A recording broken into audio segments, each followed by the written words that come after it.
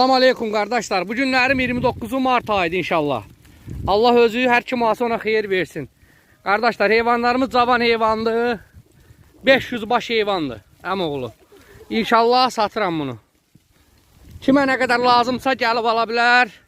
Mal heyvanı ilə barter eləyirəm. Sürü lox budur. Bax qardaş, lox da çəkirəm hamısını bax.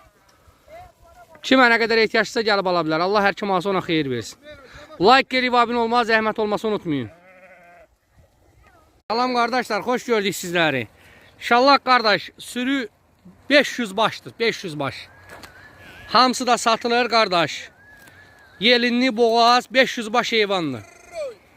Allah koysa kim almaq istəyəsə kardeş, kom bir qiymətə satıram, hissə seçmədə qiymət danışa bilərik inşallah. Baxın heyvanlarımıza kardeş, ne varsa budur. 500 baştır. İnşallah kim istəsə qardaş gəlib ala bilər. Əksəriyyətin ağzında quzu dişi var maşallah. Qoyun əti qanıdakı superdir. İçinə girib qoyunları rahat eləmirəm. Çal quyruq, boz quyruq, nə istəyirsiniz var qardaş. Yaxşı heyvandır heyvanım. Hər kimə də inşallah istəsə gəlib ala bilər.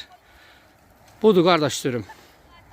Seçmə qiymət danışarıq, komdakı bir qiymətə satıram. Salam baba, ne tərsən, ne var ne yok. Bak sana dediğim heyvanlar bax bunlardır. Tertemiz 280 baş heyvandır. 280 baş. Baba bunların hamısı birinci, ikinci qarnı xamış şeylərdir. Özünü də görsən də maşallah. Maşallah olsun. Baba bunların hamısı birinci, ikinci qarnı xamış şeylərdir. Çoxu da ki qızıl yelimdir. Bu günlərimdə Mart ayının 23'ü.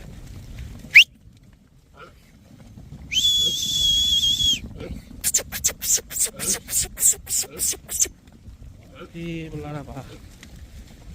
O çerez şebaba birinci qarnı adı Yetikdir. Qızıl yelindi.